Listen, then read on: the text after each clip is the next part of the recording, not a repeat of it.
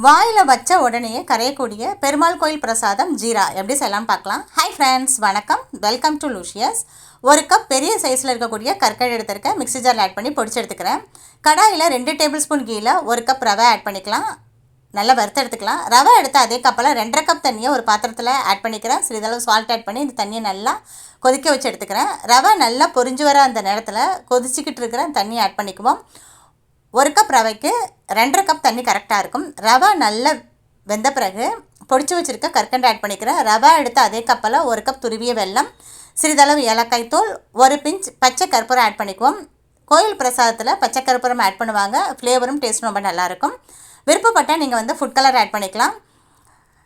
2 table spoon key add பண்ணால் நம்மளுக்கு ஒரு திக்கான கன்சிஸ்டன்ஸில் ஜீரா ரெடி.